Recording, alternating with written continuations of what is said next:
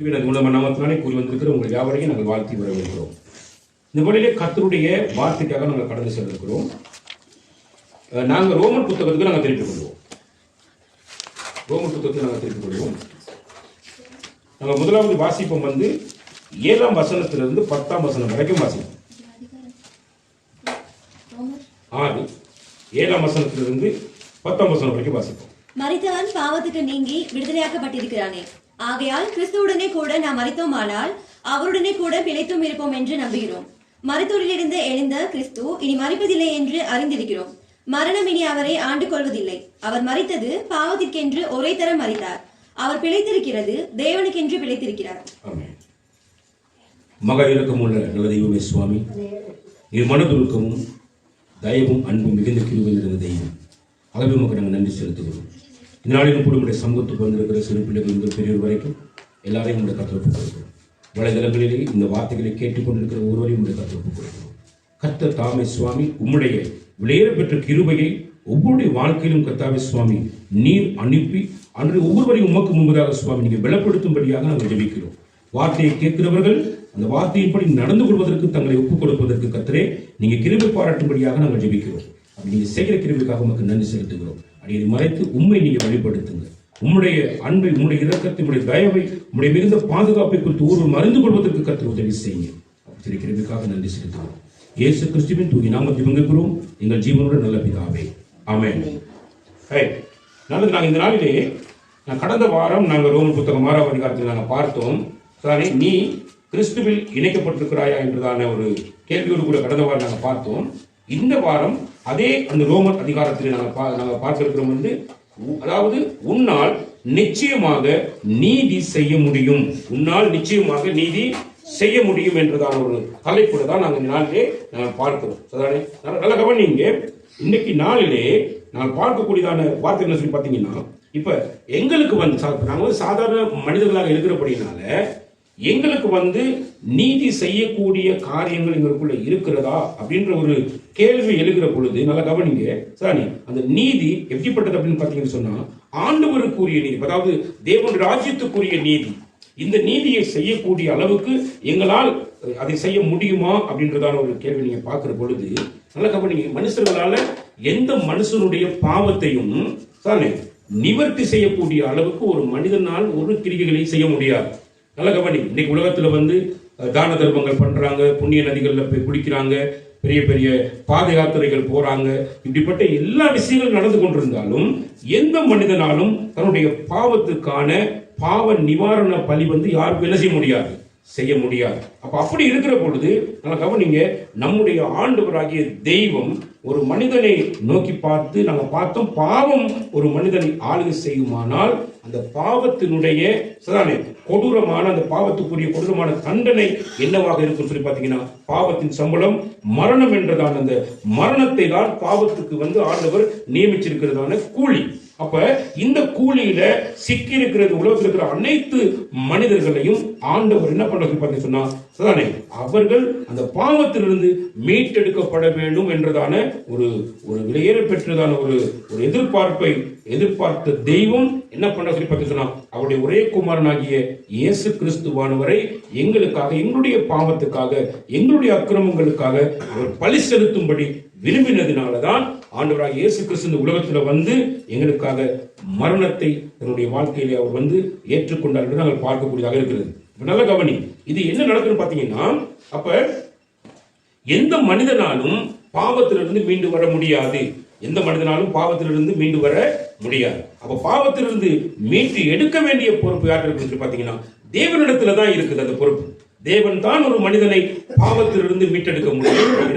எந்த மனிதனாலும் ஒரு மனிதனை பாவத்திலிருந்து என்ன செய்ய முடியாது, மீட்டெடுக்க முடியாது. சதானே, இப்ப நீங்க நல்லா கவனமாக நீங்க அதை நீங்க புரிஞ்சு கொள்ள வேண்டும். சதானே, ஆனப்படினாலதான் இந்த இடத்துல நாங்க பார்க்கிறோம் சதானே, அதாவது ஆண்டவராகிய இயேசு கிறிஸ்து எங்களுக்காக பாடுகளை அனுபவித்து சிலுவையிலே அவர் மரித்தார். அதுக்கு பிறகு அவர் 3ஆவது நாள், அதாவது அடக்கம் பண்ணப்பட்டார். 3ஆவது நாள் உயிரோட எழும்பினார். அப்ப மரணம், அடக்கம் பண்ணுதல், உயிரோடு எழும்புகிறதான உயிர் தெழுதல் அப்படின்ற 3 விஷயங்களை இங்க உள்ளடக்கி வச்சிருக்கிறார். நல்ல கவனி.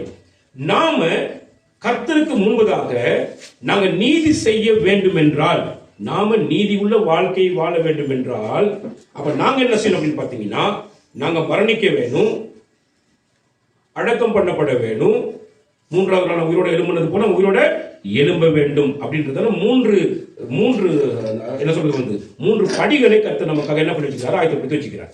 அப்ப இந்த மூன்று படிகள் எப்படின்னா, நல்ல கவனிங்க, நம்முடைய உள்ளபூர்வமாக நீங்க பாத்தீங்கன்னா யோவான் புத்தகம் 3ஆம் அதிகாரத்துல, யோவான் புத்தகம் 3ஆம் அதிகாரத்துக்கு நீங்க திருப்பினீங்கன்னு சொன்னா அங்க சொல்லுகிற பொழுது அவனுக்கு தெளிவாக சொல்லுகிறார். எப்படி சொல்லுகிறார்? வாசிப்போம். நாங்க யோவான் புத்தகம் 3ஆம் அதிகாரம் தானே, வாசிங்க. 3ஆம் வசனம் வாசிங்க. இயேசு அவனுக்கு பிரதியுத்தரமாக, ஒருவன் மறுபடியும் பிறவாவிட்டால் தேவனுடைய ராஜ்யத்தை காண மாட்டான் என்று மெய்யாகவே மெய்யாகவே உனக்கு சொல்லுகிறேன் என்றார். ரைட். அப்ப ஒருவன் மறுபடியும் பிறவாவிட்டால் அவன் தேவனுடைய ராஜ்யத்துக்கு என்ன செய்ய மாட்டானா? என்ன செய்ய மாட்டான்? காண மாட்டான். ராஜ்யத்தை காண மாட்டான் என்று சொல்றாங்க. நல்ல கவனிங்க. அப்ப ஒருவன் மறுபடி பிறக்க வேண்டுமா இருந்தா அப்ப அந்த ஒருவன் என்ன பண்ணணும்னா, அவன் சாக வேண்டும். அவன் செத்தாதான் மறுபடியும் என்ன செய்யலாம்? பிறக்கலாம். நல்லா கவனிங்க. அப்போ ஒருவன் செத்தாதான் மறுபடியும் பிறக்கலாம். அப்ப இது ஒரு பெரிய ஒரு கேள்வி. சில பேருக்கு விளங்காத நம்ம எதுக்கு சாக சொல்றாங்க அப்படின்னு நம்ம என்ன செய்யலாம் யோசிப்போம். சரி, அப்ப எப்படி நாங்க சாகுறது அப்படின்னா, நல்லா கவனிங்க, நாங்க இது வரைக்கும் எங்களுடைய வாழ்க்கையில பாவ எண்ணங்களோடு கூடிய வாழ்க்கை தான் இந்த உலகத்தில் இருக்கிற மனுஷர்கள் ஒவ்வொருவரும் வாழ்ந்து கொண்டிருக்கிறோம். சரிதானே? அவ பாவ எண்ணங்கள் எங்களுக்குள்ள இருக்கிறது. அது நீங்க பாத்தீங்கன்னா சொன்னா ஒரு சின்ன பிள்ளைகளை கூட நீங்க பார்க்கலாம். ஒரு சின்ன பிள்ளைகளை நீங்க பார்க்கலாம்.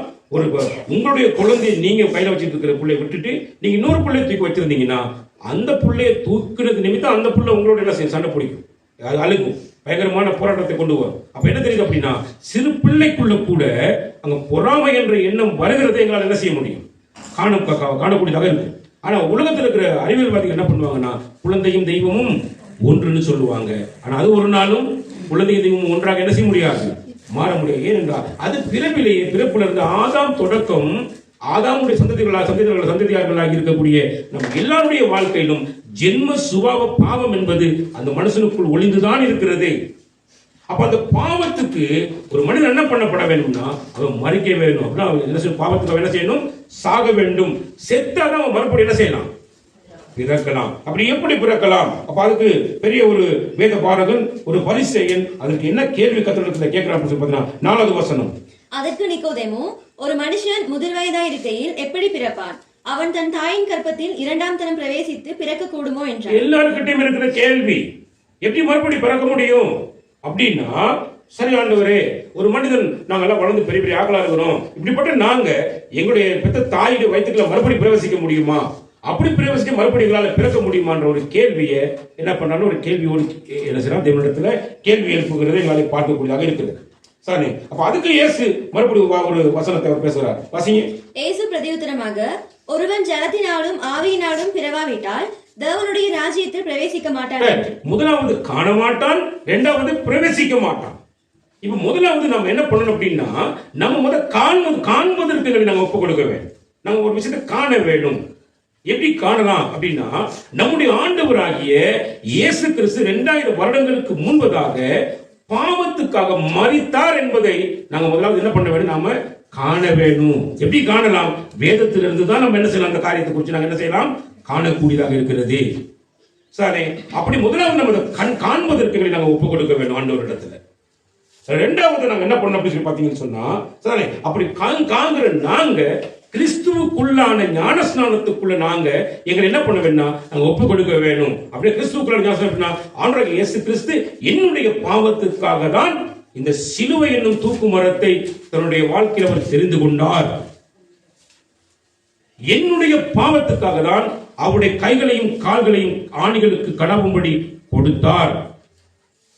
என்னுடைய பாவத்துக்காக தான் அவர் தன்னுடைய வாழ்க்கையில மரணத்தை சுமந்து கொண்டார் என்பதை நீங்க வேதத்திலிருந்து நீங்க என்ன செய்ய வேண்டும், நீங்க கற்றுக்கொள்ள வேண்டும். அப்படி விசுவாசிக்கிற பொழுதே நீங்க கிறிஸ்துவுக்குள்ளான ஞானஸ்நானத்தை என்ன செஞ்சிடுறீங்க, பெறுகிறீங்க. அப்ப என்ன நடக்குது? மரித்தல், அடக்கம் பண்ணப்படுதல், 3ஆம் நாள் உயிரோடு எழுப்பப்படுதல் என்ற மரணம், அடக்கம், உயிர்த்தெழுதல், இந்த மூன்றுக்குள்ள ஒரு மனிதனுடைய விசுவாசம் உள்ளடக்கப்படுகிற பொழுது அவன் இயேசு கிறிஸ்துவுக்குள்ளான ஞானஸ்நானத்தை பெறுகிறான் என்றதை மிக தெளிவாக வேதம் எங்களுக்கு என்ன செய்கிறது, சுட்டி காட்டுகிறது. அப்ப நாங்க கண்டுட்டோம். நல்ல கவனி. அப்ப எப்படி நாங்க மறுபடியும் பிறக்கலாம் அப்படின்றத நீங்க பார்க்கும் பொழுது அதெல்லாம் நீங்க ஜலத்தினாலும் ஆவியினாலும் பிறவாவிட்டால் தேவன் ராஜ்யத்துல பிரவேசிக்க மாட்டீங்க அப்படிங்கிறார். அப்ப பிரவேசிப்பதற்கு ஜலத்தினாலும் ஆவியினாலும் நான் என்ன செய்ய அப்படின்னா நான் பிறக்க வேண்டும். அப்பதான் நான் எங்க போகலாம். நான் பிரவேசிக்கிறேன்னா என்ன அர்த்தம் அப்படின்னா பரலோக ராஜ்யத்துக்குள்ள நான் என்ன செய்யணும், நான் பிரவேசிக்க வேண்டும், நான் போக வேண்டும். அப்புறம் போறதுக்கு நான் செய்ய வேண்டிய விஷயம் என்ன அப்படின்னா நல்லா கவனிங்க. ஜலம் என்பது தண்ணி, ஆவி என்பது எங்களுடைய உணர்வு, எங்களுடைய உணர்வு பூர்வமான சிந்தை. எப்படிப்பட்ட சிந்தை? இயேசு கிறிஸ்துவுக்குள் இருந்த சிந்தையே எனக்குள்ள என்ன செய்ய வேண்டும், இருக்க வேண்டும். அப்படின்னு அர்த்தம் அப்படின்னா நான் எப்படி சிந்திக்கப்பட வேண்டும்? என்னுடைய பாவங்களுக்காக மரித்த இயேசுவை போல நானும் என்னுடைய பாவத்துக்காக என்ன செய்ய வேண்டும், நான் ஸ்மரிக்க வேண்டும்.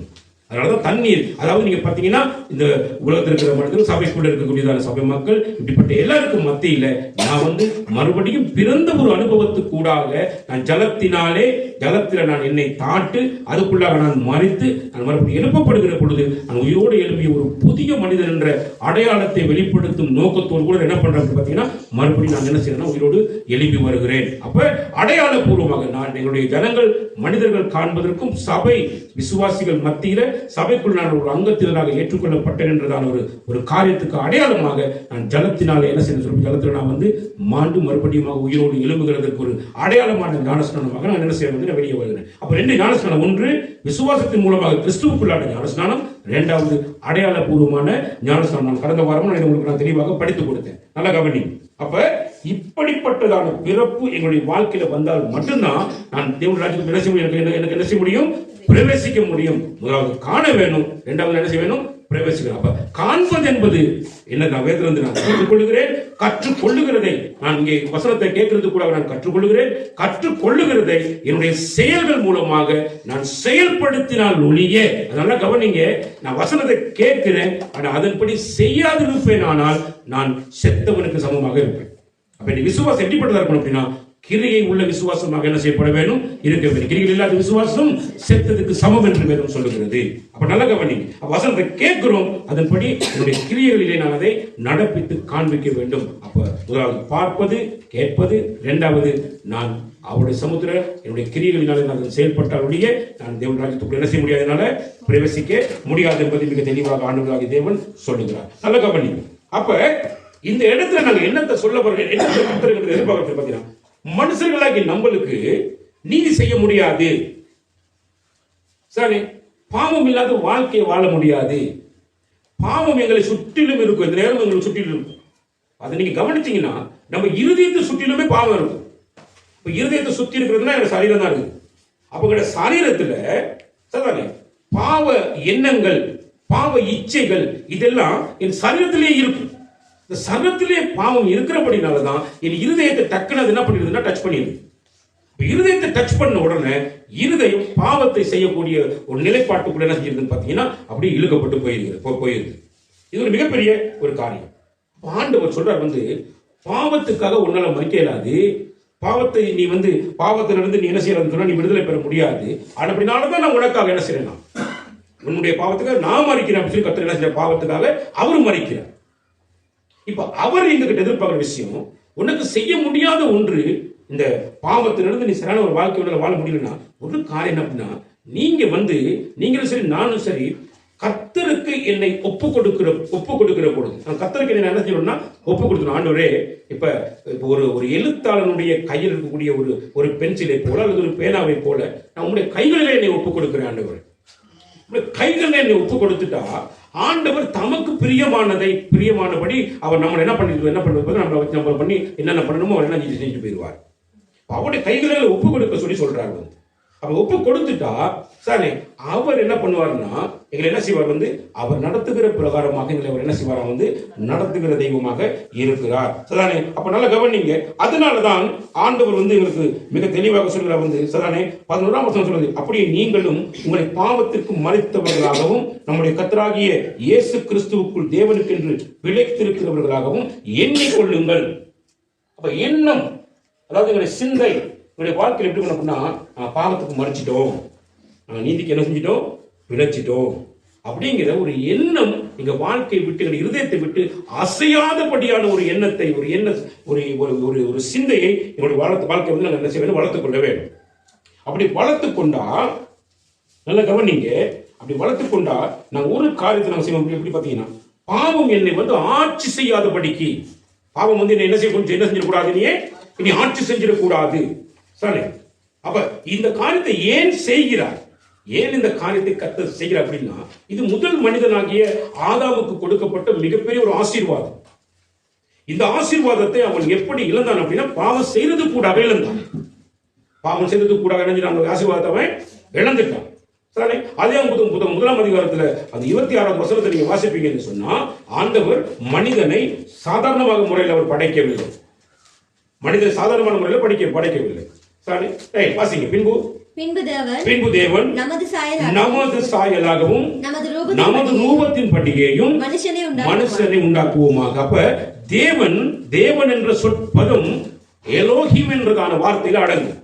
எலோஹிம்னு சொல்லி பாத்தீங்கன்னா, அவங்க ஒன்றுக்கும் மேற்பட்ட தேவர்கள் அப்படின்னா, பிதாவாகிய தேவன், குமாரனாகிய தேவன், பரிசுத்த ஆவியான தேவன் என்று சொல்ற 3 ஆழ்த்தத்துவம் நிறைந்த ஒரே உருவம் கொண்ட தெய்வம், ஒரே உருவம் கொண்ட 3 ஆழ்த்தத்துவம் நிறைந்த தெய்வம். அப்ப அவன் எப்படி ஒரு மனிதனை படைக்கணும் அப்படின்னு சொல்லி பாத்தீங்கன்னா, அவனை வந்து ஆவி உள்ளவனாக, ஆத்மா உள்ளவனாக, சரீரம் உள்ளவனாக தேவன் என்ன பண்ணணும், அவனை படைக்க வேண்டும். ஆவி, ஆத்மா, சரீரம் 3 கொண்ட ஒரு மனிதனாக தேவன் படைக்கிறார். அப்ப படைக்கப்படுகிற ஒரு மனிதனுடைய ஆட்சி, அவன் எப்படிப்பட்டதான காரியத்தை செய்ய வேண்டும் என்பதை தேவன் விரும்பினார் அப்படின்னு பாத்தீங்கன்னா, அவன் ஆகாயத்து பறவைகளையும், அவர்கள் சமுத்திரத்தின் மச்சங்களையும், ஆகாயத்து பறவைகளையும், மிருக ஜீவன்களையும், பூமி அனைத்தையும், பூமியின் மேல் ஊறும் சகல பிராணிகளையும் ஆளக்கடவர்கள். அப்ப இதையெல்லாம் மனுஷன் செஞ்சிருந்தானா, அந்த முதல் மனிதன் இந்த காரியத்தை ஆட்சி செஞ்சிருப்பானாக இருந்தால், நிச்சயமாக இன்றைக்கு இந்த பாவம் வந்து அவன் மனசுல இணைஞ்சிருக்கார், ஆளுகை செய்திருக்கார். அப்ப தேவன் கொடுத்த ஆசீர்வாதத்தை மீறினதே அவனுடைய பாவம். தேவன் கொடுத்த ஆசீர்வாதத்தை என்ன பண்ணிட்டான், மீறிட்டான். நல்ல கவனி, சமுத்திரத்தின் மச்சங்களை எடுத்து கடவுள் என்று ஆராதிக்கிறான், ஆகாயத்து பறவைகளை கடவுள் என்று ஆராதிக்கிறான். சரி, இன்னும் என்ன, மிருக ஜீவன்களை மனுஷன் ஆராதிக்கிறான். பூமி அனைத்திலும் பூமியில் இருக்கக்கூடிய தங்கம், வெள்ளி, பொன், வைரம் இதனால செய்யப்படுகிறதான ஒவ்வொரு உருவங்களையும் மனுஷன் கடவுள் என்று ஆராதிக்கிறான். சரி, இனி ஊரும் பிராணிகளாகிய பாம்பை கூட கடவுள் மனுஷன் விட்டு வைக்காதபடி அந்த பாம்புகளையும் அவன் ஆராதிக்கக்கூடிய மனிதனாக மாறிவிடுகிறான். அப்ப தேவன் வந்து சொல்ல, எல்லாத்தையும் நீ ஆட்சி செய், நீ ஆளுகை செய் என்று சொன்னார். ஆனால் மனுஷன் அந்த ஆளுகைக்கு உட்பட்டவனாக மாறிவிடுகிறான். அப்ப இது ஆதாம் செய்ததான ஒரு மிகப்பெரிய பிழை. அப்ப ஆதாம் என்ற முதல் மனிதனுடைய கோத்திரம் தான் நம்ம எல்லாருமே. இந்த கோத்திரத்துக்குள்ள ஜென்ம சுபாவ பாவம் ஒன்று நினைஞ்சிருக்குது, ஒளிஞ்சிருக்கிறது. அந்த ஜென்ம சுபாவ பாவத்தை, அந்த சுபாவத்தை நான் அழிக்க வேண்டுமாக இருந்தால், அந்த சுபாவம் எப்படி மாறணும்னா, நான் பாவத்துக்கு நான் மரணிக்க வேண்டும். இயேசு கிறிஸ்துவோடு கூட என்ன செய்யணும், பாவத்துக்கு நான் மரணிக்க வேண்டும். சாரி, 3 இரவுகள் 3 பகல்கள் தேவனாகிய ஆண்டவர் எங்க இருந்தார், பாதாளத்துல. தேவனாகிய இயேசு கிறிஸ்து வந்து என்ன பண்ணிருந்தாங்க, வந்து அடக்கம் பண்ணியிருந்தாங்க. 3 இரவுகள் 3 பகல் அங்க இருந்தாராம். நல்ல கவனி. அப்ப அது போல நாங்கள் அடக்கம் பண்ணப்பட்டிருக்கிறோம் உணர்வுகள் புதைச்சிட்டோம். என்னத்தை புதைச்சிட்டோம், பாவத்தில் பாவ சிந்தனை என்ன பண்றோம், நாங்கள் என்ன செஞ்சோம், தண்ணிக்குள்ள புதைச்சிட்டோம், கிறிஸ்துவுக்கு புதைச்சிட்டோன்ற ஒரு எண்ணம் எனக்குள்ள வர வேண்டும். சரி, புதைச்சிட்டோம், புதைச்சதுதான். புதைச்சது என்ன வரும், கவுள் நாட்டம் வந்துட்டு இருக்கு இல்லையா. அப்ப அதை தோண்ட போகக்கூடாது, புதைச்சிட்டோம், ரைட். அதுக்கப்புறம் 3ஆம் நாள் உயிரோடு கர்த்தர் எழுப்பின பிரகாரமாக நான் உணர்வு பூர்வம் உள்ளவனாக, என் சுபாவத்தில் நான் புதிய மனிதனை தரித்துக் கொண்டவனாக நான் என்ன செய்ய வேண்டும், நான் எழும்ப வேண்டும். எபேசியர் புத்தகத்தில் நீங்க திருப்பீங்கன்னு சொன்னா, எபேசியர் புத்தகத்துல சாரி, எபேசியர் புத்தகம்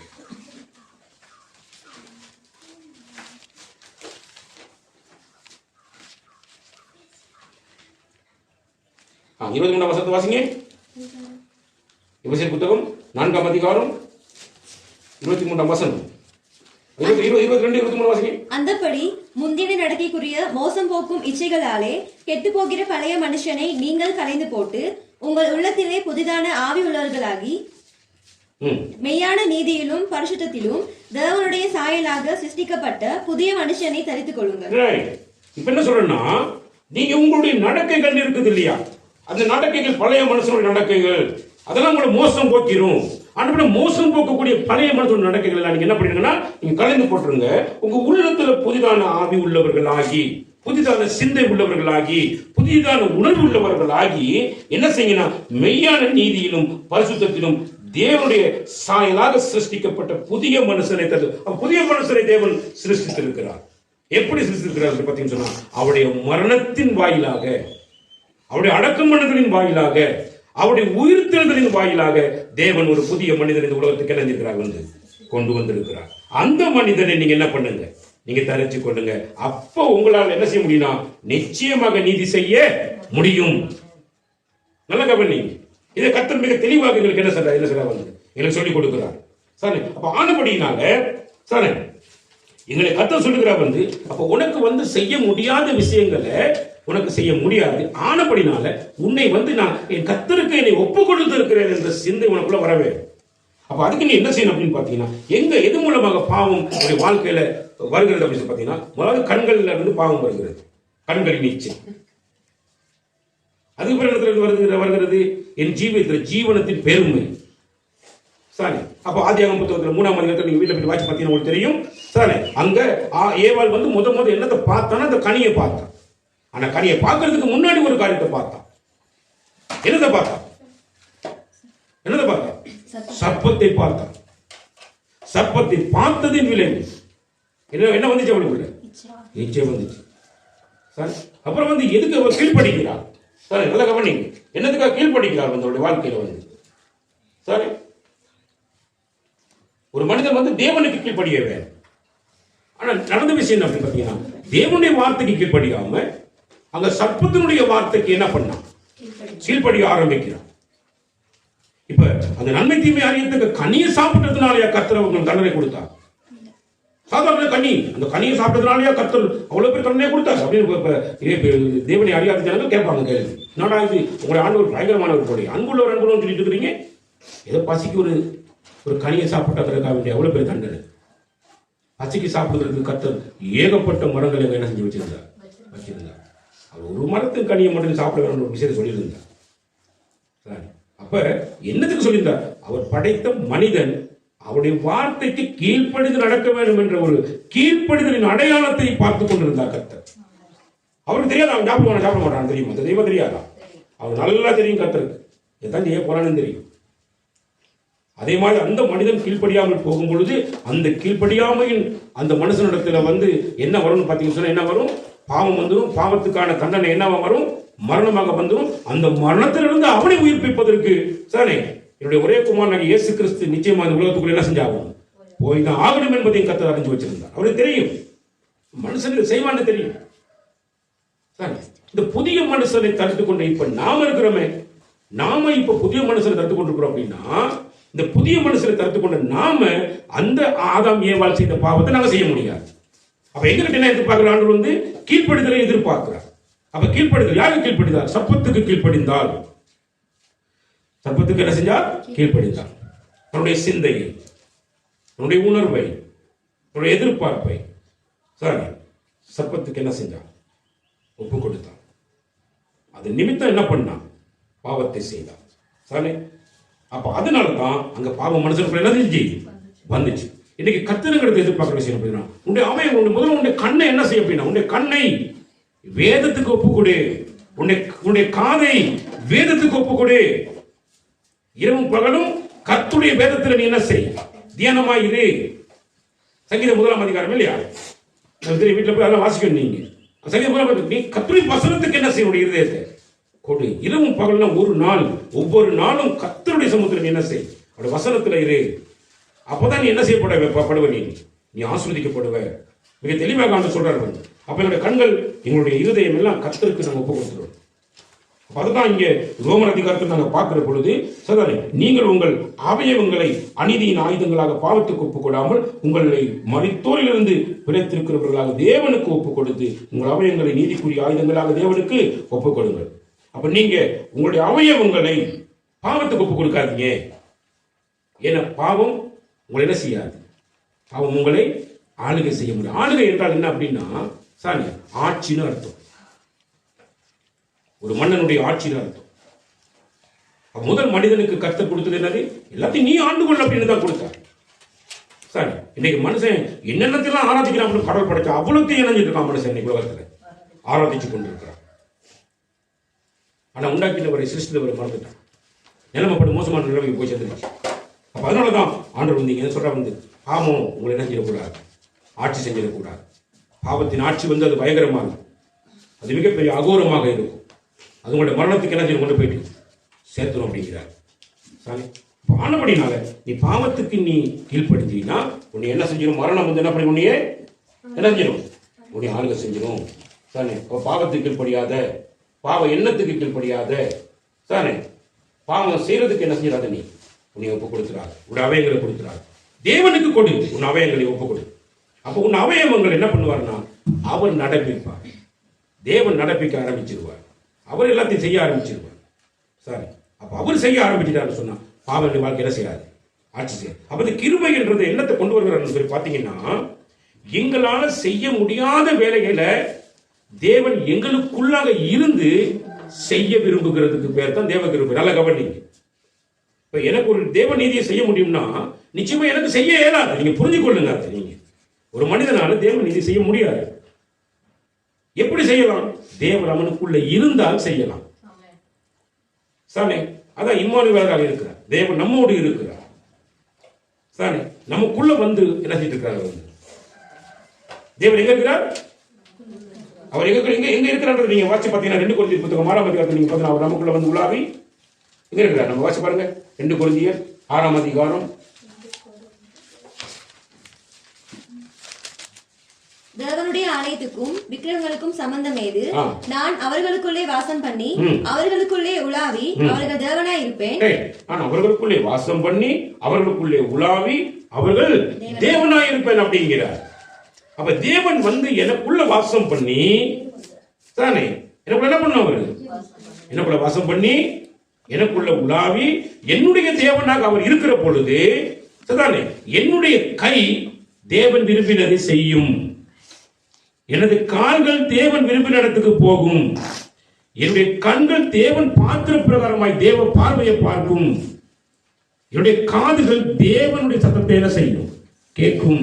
அப்ப என்னுடைய ஒவ்வொரு அவயவங்களும் தேவனுக்கு பிரியமானதை செய்ய ஆரம்பிக்கும். ஏன் அப்படின்னா அவர் எனக்குள்ள வாசம் பண்ணுவார்னா, அவர் எனக்குள்ள உழவார்னா, அவர் எனக்குள்ள தேவனாக இருப்பார் அப்படின்னா நிச்சயமா என்ன பண்ணுவார்னா கருத்து பண்ணுவார். இதே மாதிரி யோவான் புத்தகம் 1 யோவான் புத்தகம் 4ஆம் அதிகாரத்தில் ஒரு வசனம் பாத்தீங்கன்னு சொன்னா, அந்த வசனத்துல என்ன சொல்ற அப்படின்னா, உலகத்தில் இருக்கிறவனிலும் உங்களுக்கு இருக்கிறவர் யாரு? வாசிங்க, அந்த வசனத்தை வாசிங்க. பிள்ளைகளே, நீங்கள் தேவனால் உண்டாயிருந்து அவர்களை ஜெயித்தீர்கள். நீங்க தேவனால் உண்டாயிருக்கிறீங்க. யாரால உண்டாக்கிருக்கிறீங்க? நீங்க தேவனால் உண்டாக்கப்பட்டிருக்கிறீங்க. எப்படி உண்டாக்கப்பட்டிருக்கிறீங்க? மரணம், அடக்கம் பண்ணுதல், உயிர்த்தெழுதலுக்கு கூடாக தேவன் உங்களை புதிய மனுஷனாக உருவாக்கி இருக்கிறார், உண்டாக்கி இருக்கிறார். ஆனபடினால வாசிங்க. ஏனெனில் உலகத்தில் இருக்கிறவனிலும் உங்களில் இருக்கிறவர் பெரியவர். உலகத்தில் இருக்கிறவனிலும் உங்களில் இருக்கிறவர் பெரியவர்னா, பெரியவர் உங்களுக்குள்ள இருப்பார் அப்படின்னா நம்மளால என்ன செய்ய முடியாதுன்னு யோசிச்சு பாருங்க. எங்களுக்குள்ள இருக்கிறவர் யாரு? பெரியவர் இருக்கிறார். ஆனா நாம இந்த சின்னத்தனமான காரியங்களுக்கெல்லாம் பயந்துக்கிட்டு சாரி பில்லி, சூனியம், மந்திரம், தேவையில்லாத விஷயங்கள், பாவத்துக்கு நாம பயந்து கிடக்கிறோம். பாவம் நமக்கு பயப்படணும், மாற்றத்தை நாம கொண்டு வரணும். என கர்த்தர் எங்களுக்குள்ள யாரா இருக்கிறார்? பெரியவராக இருக்கிறார். எங்ககிட்ட எந்த காரியமும் செயல்பட முடியாது. என தேவன் 3 ஆழ்த்தும் நிறைந்த தெய்வமாக எங்கள் மத்தியில் வந்து அசைவாடி கொண்டிருக்கிறார். அவருடைய ஆளுகைக்கு கவனிக்க வேண்டும். சரி, அப்ப 14வது வசனம் சொல்லுது, ரோமர் புத்தகம் 6ஆம் அதிகாரம் 14 சொல்லுது, நீங்கள் நியாயப்பிரமாணத்துக்கு கீழ்ப்பட்டிராமல் கிருபைக்கு கீழ்ப்பட்டிருக்கிறபடியால் பாவம் உங்களை மேற்கொள்ள மாட்டார்கள். அப்ப நல்லா கவனிக்கணும். நீங்க என்ன அப்படின்னா, நியாயப்பிரமாணம் என்பது எப்படின்னா, நீ செய்தால் நீ பிழைப்ப. எங்களுடைய மனிதனுடைய ஆதிக்கம். இப்ப நீங்க பாத்தீங்கன்னா இஸ்லாமியர்கள் கிட்ட பாத்தீங்கன்னா அவங்க வந்து ஹதீஸ் முறைமையின் படி தான் தொழுகை பண்ணுவாங்க. ஹதீஸ் முறைமை எல்லாமே செய்கை, எல்லாம் எக்ஸசைஸ் முறையில வேலைகள் செஞ்சுட்டு இருப்பாங்க. இது ஒரு தொழுகையா செஞ்சுட்டு இருப்பாங்க. சரி, அந்த மாதிரி நம்முடைய வாழ்க்கையில இந்த நியாயப்பிரமாணம் நீ செஞ்சீனா நீ என்ன செய்வ? உனக்கு வாழ்வு கிடைக்கும். செய்யணும், உனக்கு வாழ்வு என்ன செய்யாது? கிடைக்காது. இதாக கொடுக்கப்பட்டிருக்கிற நிபந்தனைகள், நியாயப்பிரமாணம் நிபந்தனைகள். இங்க கிருபை என்று வருகிற பொழுது நல்ல கவனிங்க, இதெல்லாம் உனக்குள்ளாக இருக்கக்கூடியவர் செய்வார். நீ சும்மா இருப்ப. புரியுதா? யுத்தம் அங்க சொல்லும்போது நீ நான் உலக யுத்தம் பண்ணுவேன், நீங்க என்ன பண்ணுவீங்க? சும்மா இருப்பீங்க. நான் சொல்லுவாங்க, எனக்குள்ள இருக்கிறவர் என்னை நீதியை செய்ய வைப்பார். எனக்குள்ள இருப்பவர் என்னை சரியான பாதைக்கு எனக்கு வழி நடத்துவார். எனக்குள்ள இருக்கிறவர் அவருடைய சித்தத்தை என்னை கொண்டு செய்வதற்கு முயற்சி செய்வார். அப்ப நாங்க கிருபைக்குள்ள இருக்கிறோம். சானே ஐயோ சர்ச்சுக்கு போக முடியலையே, சர்ச்சுக்கு போக முடியலன்ற ஒரு எண்ணத்துல வருதுன்னா எனக்குள்ள பாவம் ஆளுங்க செய்யும் பொழுது வந்துடும். சர்ச்சுக்கு போகணும் அப்படின்ற என்ன எப்படி வருது பாத்தீங்கன்னா, தேவன் இன்றைக்கு தேவன் என்னை தம்முடைய சமூகத்தில் எதிர்பார்க்கிறார்.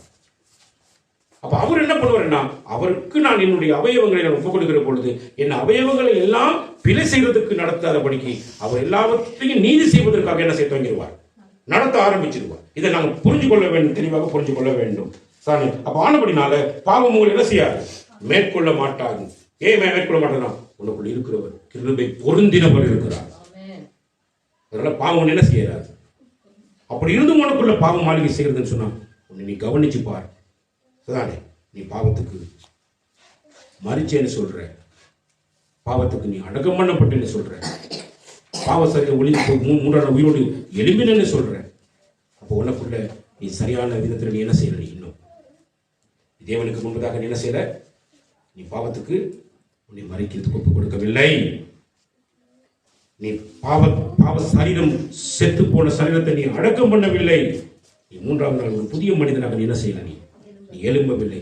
அதனால உனக்குள்ள பாவம் என்ன பண்ணிட்டு இருக்குது, ஆளுகை செய்து கொண்டிருக்கு. பாவம் ஆளுகை செய்தா ஒரே ஒரு விஷயம் தான், அவனை எச்சரிக்கிறார்.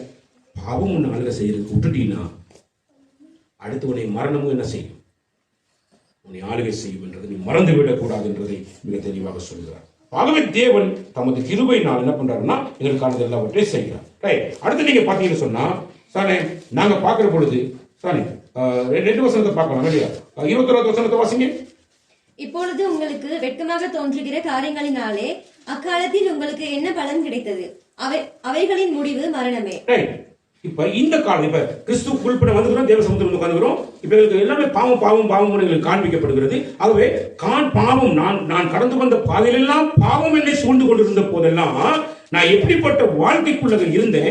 அந்த பாவம் எனக்கு இப்ப என்ன தோணுது அப்படின்னா, ஐயோ நான் பொய்க்காரனா இருந்தனே, நான் திருடனா இருந்தனே, நான் வேசிக்கலனா இருந்தனே, நான் ஏமாத்துக்கார பெருவழியாக இருந்தனே அப்படின்னு நினைக்கிற நேரம் எனக்கு என்ன வரணும், என்னை உள்ளது ஒரு வெக்கம் வரணும். எனக்குள்ள மிகப்பெரிய வெக்கம். ஐயோ இப்படிப்பட்ட ஒரு மனசனா இருந்தேன் அப்படின்னு நினைக்கிற நேரம் என்னை வந்து என்ன செய்யுது, வெக்கம் ஆளுகை செய்கிறது.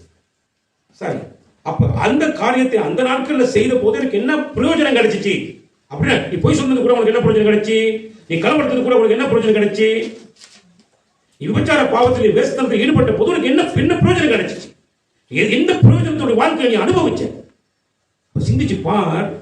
நீ அப்ப எப்படிலாம் வெக்கப்பட்டு எப்படிலாம் அசிங்கப்பட்டு எப்படியான ஒரு சூழ்நிலை இருந்திருப்ப. அப்படிப்பட்ட ஒரு மனிதனையும் அப்படிப்பட்ட மனுஷனாய் இருந்த உனக்காக சானே உன் தேவனாகி கிறிஸ்து மரித்தான்றதை சிந்திச்சு பார்த்தீங்கன்னா சானே ஆக்சுவலா வந்து அந்த முடிவாகிய மரணத்திலிருந்து தான் உன்னை மீட்டிருக்காரா அப்படின்றத நீ சிந்திக்கும் பொழுது அந்த நாட்களில் நீ செய்த காரியத்தை இப்பொழுது பார்த்து வெக்கப்பட்ட ஐயே ஆண்டவரே எனக்காக நீங்க இப்படிப்பட்ட ஒரு பாவிக்காக மறிச்சீங்க, இரக்கமற்ற அரக்கனுக்காக மறிச்சீங்க, எனக்காக நீங்க மறைச்சிருக்கிறீங்கன்னு சொன்னா இவ்வளவு மேன்மையான ஒரு காரியத்தை நீங்க செஞ்சிருக்கிறீங்க சொல்லி நினைச்சு பார்க்கக்கூடிய ஒரு விஷயத்தை சிந்திச்சு பார்க்க சொல்ற. சிந்திச்சு பாரு, அப்ப புரியும். உனக்கு பிரயோஜனமே இல்லாத ஓட்டத்தை நீ ஓடிட்டு இருந்த நீ திரும்பியும் அதே மாதிரியான பிரயோஜனம் இல்லாத ஓட்டத்தை ஓட ட்ரை பண்ற. வேணாம், ஏன்னா அதனுடைய முடிவு மரணம். அந்த மரணத்திலிருந்து உன்னை மீட்டெடுக்கும்படியாக உன் ரட்சகராகி உன் தேவாதி தேவனாகிய உன் ராஜாதி ராஜனாகிய உன்னை இந்த உலகத்திலே சிருஷ்டித்த தெய்வம் உனக்காக மறைத்திருக்கிறார் என்பதை சிந்தித்து பார்ப்பனா நீ பிழைப்பாய். அடுத்து நீங்க பார்த்து சொல்ற வசனத்தை வாசி சொல்ற வாசிங்க. 22ஆம் வசனம் வாசிங்க. இப்பொழுது நீங்கள் பாவத்தினின்று விடுதலையாக்கப்பட்டு தேவனுக்கு அடிமைகள் ஆனதினால் பரிசுத்தமாகுதல் உங்களுக்கு கிடைக்கும் பலன், முடிவோ நித்திய ஜீவன். ரைட். இப்போ என்ன சொல்ற அப்படின்னா, தேவன் எங்களை அடிமைப்படுத்துறதுக்கு விரும்பல. ஒரு விஷயம் சொல்ற, உங்க இப்பொழுது நீங்க பாவத்தினின்று விடுதலை ஆக்கப்பட்டு தேவனுக்கு அடிமையானதினால், தேவனுக்கு எப்படி அடிமையாகிறீங்க அப்படின்னா, பாவம் செய்ய மாட்டேன்னு அடிமையாகிறீங்க. என்னுடைய அவயங்கள் எல்லாம் உங்ககிட்ட ஒப்பு கொடுத்துட்டேன்னு அடிமையாகிறீங்க. அவ்வளவுதான். ஆனா நீங்களும் நானும் யாரா இருக்கோம் அப்படின்னா ஏசப்பாவுக்கு பிள்ளையாக இருக்கிறோம், ஒரு மிகப்பெரிய சுந்தரவாளிகளாக இருக்கிறோம். வேற அப்படித்தான் சொல்லுது. இந்த பகுதியை நாங்க பார்க்கிற பொழுது சொல்றேன், உன் பாவத்துக்கு நீ என்ன பண்ற, உன் பாவ சரீரத்தை, உன் பாவ அவயவங்கள் எல்லாம் ஆண்டவர்கிட்ட ஒப்பு கொடுத்ததுனால நீ அவருக்கு அடிமையா இருக்கிற. ஒரு அடிமை என்ன பண்ணுவான்னா எஜமான் சொல்லுகிறத செய்வான். அப்ப உன்னுடைய எஜமானன் யாராக இருக்கணும் அப்படின்னா உன்னை பரிசுத்தத்துக்கு நேராக வழிநடத்தக்கூடிய தேவனாக இருக்கணுமே தவிர பாவத்துக்கு உன்னை வழிநடத்தக்கூடியதான சாத்தானாக இருக்கக்கூடாது. அப்ப உன்னை யாருக்கு நீ அடிமைப்படுத்துகிற, தேவனுக்கு உன்னை அடிமைப்படுத்திட்டீன்னா அதுக்கு ஒரு முடிவு கிடைக்கும், நித்திய ஜீவன் என்ற முடிவு கிடைக்கும். அப்ப அந்த நித்திய ஜீவனை உனக்கு எப்படி கர்த்தர் கொடுக்கிறார் பார்த்தீங்கன்னு சொன்னா, நல்ல கவனிங்க சார். நீங்களும் நானும் கேட்காமலேயே, நீங்களும் நானும் எதிர்பார்க்காமலேயே, நீங்களும் நானும் எந்த போராட்டத்தையும் போராடாமலேயே தேவனுடைய வரமாகிய என்ன சொல்றது தேவனுடைய கிருபை வரத்திலே தான் எங்களுக்கு அந்த நித்திய ஜீவனை வச்சிருக்கிறார். தேவனுடைய கிருபை வரம், அது தேவன் தான் எனக்கு அதை அருள் செய்கிறார். சரி, அந்த கிருபை வரம் தான் எனக்கு என்னத்தை கொண்டு வருகிறது, நித்திய ஜீவனை கொண்டு வருகிறது. அந்த கிருபை வரம் என்ன அப்படின்னா, என்ன கிருபை வரம், தேவன் தம்முடைய ஒரே குமாரனாகிய விசுவாசிக்கிறவன் எவனோ அவன் கெட்டு போகாமல் நித்திய ஜீவனை அடையும் படிக்கு அவருடைய ஆமென். தேவன் தம்முடைய ஒரே பேரான குமாரனை விசுவாசிக்கிறவன் எவனோ, எப்படி விசுவாசிக்கணும், இந்த அவைகளெல்லாம் ஆண்டு உங்களுக்கு கொடுத்துட்டேன், நீங்க என்னை பரிசுத்த பாத்திரம் நடத்துவீங்க. சரி, அப்ப என்னை பற்றிக் கொள்வது நித்திய ஜீவன் தான் என்னை பற்றிக் கொள்ளும். மரணம் என்னை என்ன செய்யாது, ஆளுகை செய்யாது. அப்ப என்ன ஆளுகை செய்ய வேண்டும் அப்படின்னா, நித்திய ஜீவனுக்குரிய தேவ கிருபை என்னை ஆளுகை செய்ய வேண்டும். தேவ கிருபை என்னை ஆளுகை செய்யும்படியாக நான் தேவனுக்கு என்ன செய்வேன், நான் ஒப்புக் கொடுக்க வேண்டும். சரி, அப்ப அவரை நான் விசுவாசிக்கிறது கூடாக தேவ கிருபையிலிருந்து நான் என்ன செய்வேன் கேட்டா, நான் பாதுகாக்கப்படுகிறேன். அவ்வளவுதான்.